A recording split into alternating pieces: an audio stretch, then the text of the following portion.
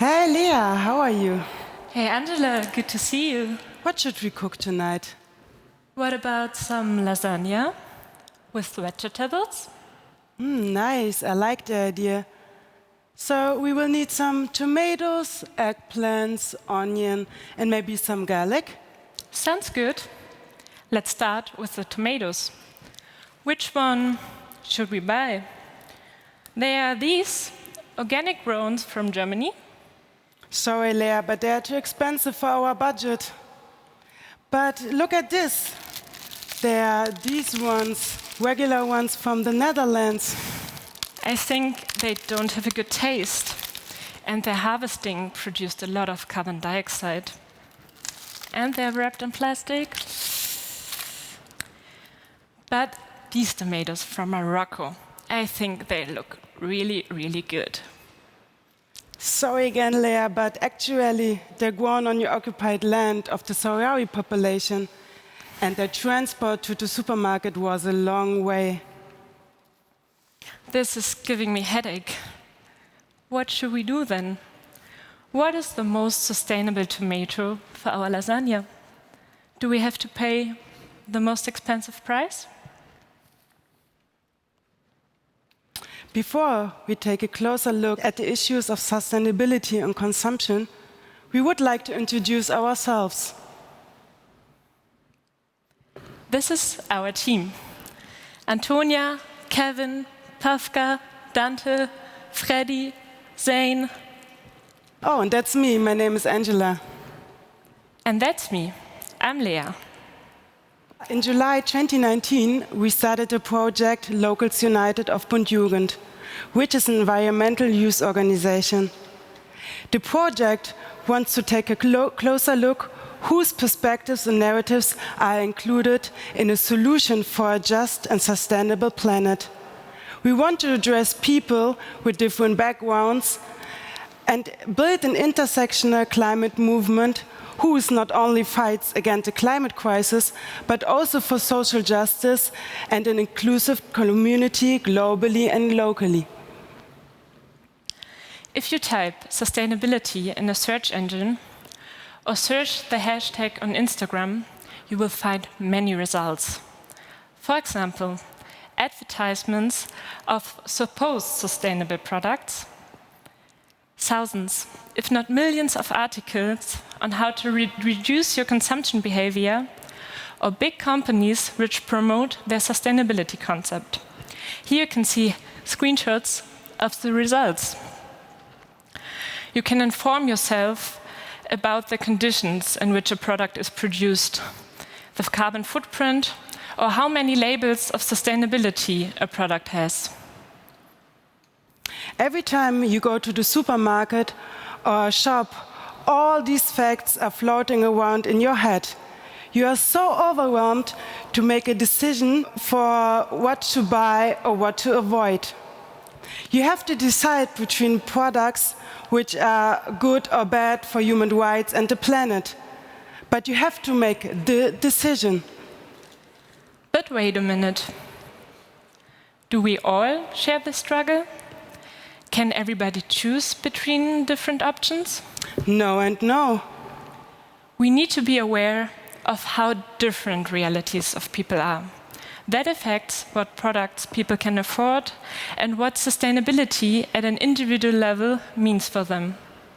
There's an essential question like, how much income do I have available in the month? What knowledge do I have about all these products and labels? It is more difficult to buy sustainable products because they are more expensive than regular ones. For people who have daily hassles like finding a fair-paid job, caring for somebody, or fighting against discriminations, it's hard to think about sustainability because the concept often does not include structural answers to structural problems people face. How did we get into a situation where consumption is a moral, individual, and political decision? The exploitation of human beings and the nature has its roots in colonialism, where the concept of white supremacy was brutally spread around the world. The concept of white supremacy is a hierarchical system which legitimizes that white people can take whatever resources they need, violating planetary boundaries, disrespecting economic system, and violating human beings. This has led what we call today capitalism. As we know, capitalism is based on permanent growth, and especially multi-corporations profit from that growth. As we have shown in our example of the tomatoes, big companies have a deep impact on all aspects of our lives, and it's not easy to support local farmers. Corporations like Bayer or Nestle are getting rich through oppression and exploitation of people mainly based in the global south. At the same time, farmers have to give up their small-scale and sustainable agriculture because of land grabbing and climate change. It cannot be that big companies have so much power over people's living situations while putting the whole responsibility on consumers' choices in the supermarket. The climate crisis, the loss of biodiversity, the oppression of marginalized people, and the gap between rich and poor is continuing to grow larger, day by day, with barely any action to combat. The governments and the economics proposal to fight the climate crisis are mostly based on colonial continuities and green capitalism. Most of the solutions developed to acquire sustainability can only be afforded by people who have high income, even though rich people are consume a lot more resources and emit more carbon dioxide than people with small income. For example, the transition to renewable energies. Compared to a fossil fuel power plant, a wind turbine requires 15 times more cement, 90 times more aluminium, and 50 times more iron, copper, and glass per megawatt hour produced. They also require rare earth elements. Most of these resources come from the global south. So, if we want to produce the same amount of energy we need today, the demand of resources increase heavily. So will exploitation of nature and human rights, so long as we do not change our economy system and reduce the amount of energy we need, we cannot have a sustainable energy production. So why the individual consumers are the only ones blamed for a supposed non-sustainable lifestyle? Shouldn't companies which promote inequalities and governments that subsidize them be held responsible for all the injustices they cause? Why don't we discuss how wealth has been distributed since of the period of colonization? When we think about solutions for the climate change and a more sustainable future, we have to keep in mind that solutions are for everybody, not only for white and rich people in the global north. White and rich people have been profiting from colonialism and capitalism for over 500 years.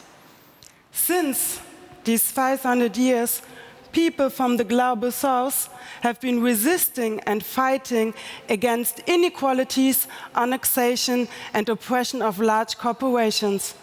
Marginalized people around the world are fighting against normative notions of white domination. Don't get us wrong. Reflecting your consumption can be a start to reflect your own privileges. Reflecting our own privileges helps us grasp the system of capitalism and its consequences of exploitation and oppression that work hand in hand. But we can't stop here. We have to go beyond individual solutions to find collective ones that include multiple perspectives. There's not only one solution for a sustainable world.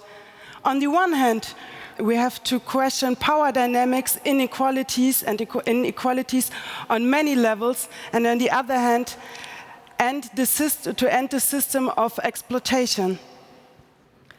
How can we achieve a global transformation that means a better life for all? We need solutions that base on the demands of people who are the most affected by environmental destruction and climate crisis. We need solutions that hold companies and states accountable, and not the people. We need solutions that respect land rights of people communities, especially indigenous communities. We need solutions that center stage marginalized perspectives. We need solutions that value care work more than making profit. We need solutions that acknowledge the anti-colonial, anti-capitalist fight of Black, Indigenous, and people of color. We need solutions that allow freedom of movement for every person. We need solutions that work for all people, everywhere.